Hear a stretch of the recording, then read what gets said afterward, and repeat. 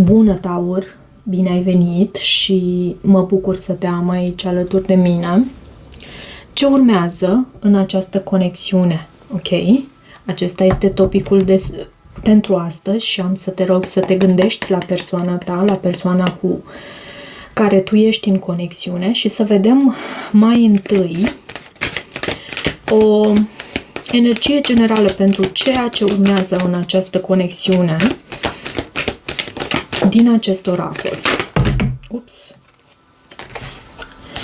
Nu are să vină să crezi ce a venit aici. A venit tocmai soarele.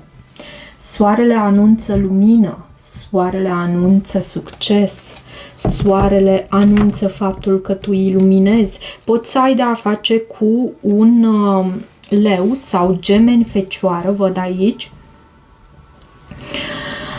O persoană care te manifestă sau pe care tu o manifesti, flow și săgetător avem cu acest card, roata norocului și se pare că voi această conexiune îmbunătățește stabilitatea din viața voastră, din planul 3D până la urmă. Văd și spânzuratul, care vorbește despre a observa și despre a vedea lucrurile dintr-o nouă perspectivă. Un pești, iarăși poate fi relevant aici. Hai să vedem din tarot. Energia ta în această conexiune, ce simți tu acum și vezi acum dacă rezonezi cu această citire până la capăt.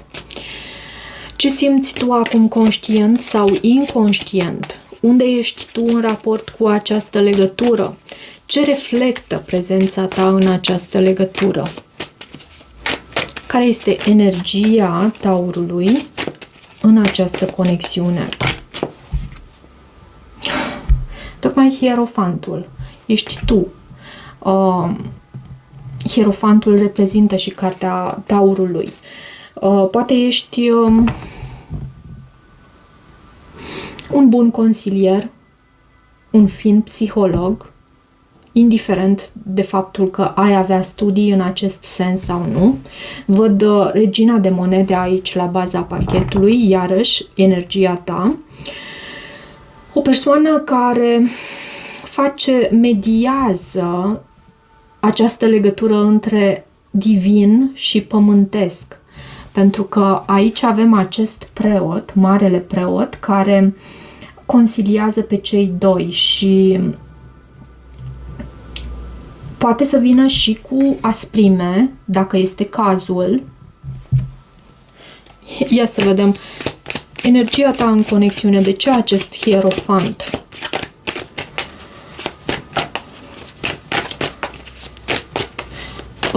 Acest hierofant este și o persoană extrem de înțeleaptă, care pentru că începusem să vorbesc despre consiliere și despre faptul că tu ai aceste abilități de a consilia pe cei din jur.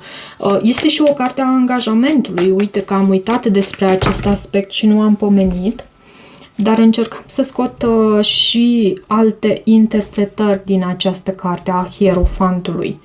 Nebunul și 10 de bâte. Poate îți dorești acest nou început, poți să ai de-a face cu un berbec, este acest card al nebunului și 9 de bâte la baza pachetului.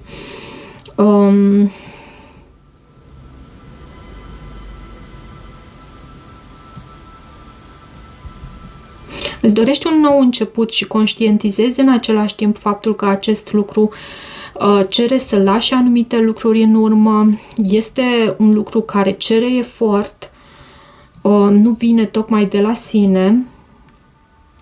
Asumarea acestui salt în necunoscut se pare că nu vine tocmai de la sine aici.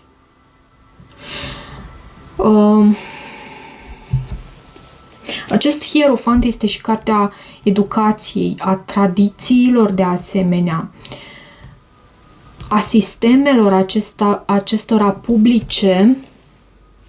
Poate lucrezi într-o instituție publică și ai un statut destul de înalt acolo. care este energia celuilalt, celuilalt, unde se află celălalt, ce simte, ce gândește, cum percepe conexiunea, cum se poziționează celălalt față de tine. Care este energia celuilalt? Au venit două cărți, 4 de monede și regele de bâte. Poți să ai de a face cu un rege de bâte, o persoană dintr-un semn de foc, un leu, un berbec, un săgetător, însă nu neapărat. Această persoană, în acest rege de bâte, în energia sa, este o persoană foarte pasională, o persoană luptătoare, o persoană războinică, un lider, un inițiator, o persoană care știe să îi inspire pe cei din jur, și matură, dar și pasională în ceea ce te privește pe tine și își dorește reuniune din ce văd eu aici. De asemenea, cu acest 4 de monede poate fi vorba despre faptul că nu vrea să renunțe nici cum la ceea ce la stabilitatea pe care o poate avea alături de tine, pentru că 4 de monede este și o carte a stabilității.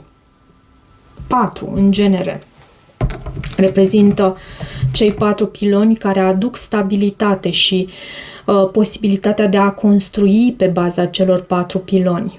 Există o bază.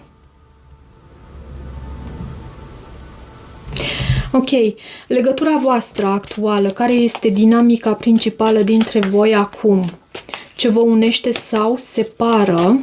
Ce se întâmplă energetic între voi în prezent? Ce se întâmplă energetic între voi în prezent?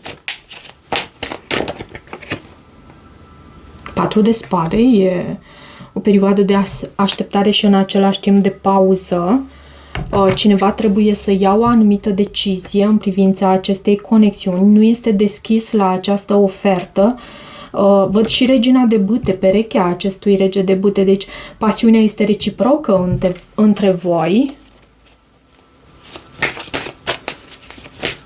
Ce se întâmplă energetic între voi în prezent? De ce acest 4 de spade? De ce acest 4 de spade? 2 de cupe și judecata. Vă pregătiți să vă reconectați? Văd că sunteți într-o pauză, într-o perioadă de vindecare și având 2-ul de cupe și judecata aici, vă pregătiți să vă reconectați, vă pregătiți pentru o perioadă, după o perioadă de transformare, vă pregătiți pentru reconectare, pentru reconciliere, pentru a da o nouă șansă aici. Asta văd. Ce se vindecă în această conexiune? Karmă, lecții, traume sau tipare care se transformă prin această legătură. Ce lecție spirituală sau rană se reactivează și se cere vindecată? Ce lecție spirituală sau rană se reactivează și se cere vindecată? Ce lecție spirituală sau rană se reactivează și se cere vindecată? Au venit aceste cărți, lumea, 10 de spade și soarele. Posibil ca între voi să fie existat o încheiere și nu a existat sentimentul acela de, cum se spune în engleză, closure, de încheiere, de închidere definitivă a acestei relații. Voi cred că ați mai avut de a face în trecut unul cu celălalt, fie în trecutul din această viață, dacă tu crezi în viețile anterioare, poate fi vorba și despre viețile anterioare, acum v-ați reîntâlnit și încercați să vindecați acest lucru. Cumva, probabil s-a greșit și din partea unuia și din partea celuilalt în trecut. Lucrurile au dus la o încheiere între voi, ceva cu rană, cu acest 10 de spade. cele 10 spade înfipte în spatele acestei conexiuni și acest lucru se cere vindecat, pentru că există atracție între voi, sunteți, se pare, îndrăgostiți unul de celălalt și aveți foarte multă compasiune unul față de celălalt. Ce urmează între voi pe termen scurt, ok? În următoarele 2 săptămâni? Cum evoluează conexiunea în următoarea perioadă? Care este direcția în care merge această relație? Ce urmează între voi în următoarele 2 săptămâni? Ups, au venit mai multe cărți. 9 de monede. 7 de... Nu, e 2 de spade, scuze. 2 de spade, 10 de monede și steaua. Și la baza pachetului 5 de spade.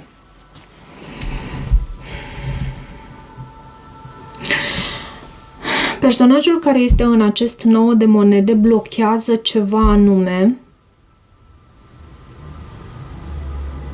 Și văd că urmează angajament serios între voi și mai văd cu această carte steaua că această conexiune reprezintă un ideal înalt. Conexiunea per se, nu neapărat cealaltă persoană sau tu, conexiunea reprezintă un ideal înalt. Reprezintă ceva ce vă restabilește speranța, vă readuce zâmbetul pe buze, vă face să credeți din nou în dragoste, doar să știți că acest drum al vostru nu este unul ușor. În ceea ce urmează, în următoarea perioadă, avem și acest 5 de spade, asul de cupe și luna. Va trebui să îți asculți intuiția, pentru că pentru a avea acest as de cupe, acest nou început cu iubire, se pare că nu e ușor. E ceva, poate și o decizie foarte greu de luat, poate decizia de a lăsa altceva în urmă, fie din partea ta, fie din partea acestei persoane, de a-și alege independența mai întâi pentru a putea intra în uniune, în această conexiune și pentru a vindeca ceea ce este de vindecat aici. Cam asta văd. Ok, hai să vedem și un mesaj. Un mesaj din partea acestei persoane cu care tu ești în conexiune. Ce ți-ar spune, ce ți-ar transmite sufletul său? Ce vezi tu în mine? Se întreabă această persoană. Stau mai bine în ceea ce privește mintea mea decât inima mea. Și la baza pachetului avem: nu pot să mă opresc din a mă gândi la tine. Să vedem și visul șamanului, acest oracol care îmi place extrem de mult, are niște mesaje extrem de profunde și frumoase. Avem binefăcătorul pentru Taur, har și generozitate. Și tu ai început cu acest hierofant, care vorbește și despre har, repararea vălului, iertarea. Și am văzut aici, în ceea ce trebuie vindecat între voi, în ceea ce trebuie vindecat între voi, am văzut faptul că între voi a existat cândva o încheiere. Binefăcătorul, pagina 32. Har și generozitate, daruri, sprijin, mentorat. Când binefăcătorul își țese energia în viața ta, ți se atrage atenția că tot felul de întăriri pozitive vin spre tine. Universul vrea să te anunțe că așa cum ai fost generos cu ceilalți, servind cu darurile tale, chiar și în ipostaze aparent insignifiante, vei fi răsplătit în nenumărate feluri. Cel mai frumos dar pe care ți-l oferă binefăcătorul este recunoașterea faptului că administrezi și împărtășești abundența în numele unei surse superioare care lucrează mereu prin tine. Motivele generozității sale față de tine, precum și ale tale față de alții, sunt intangibile.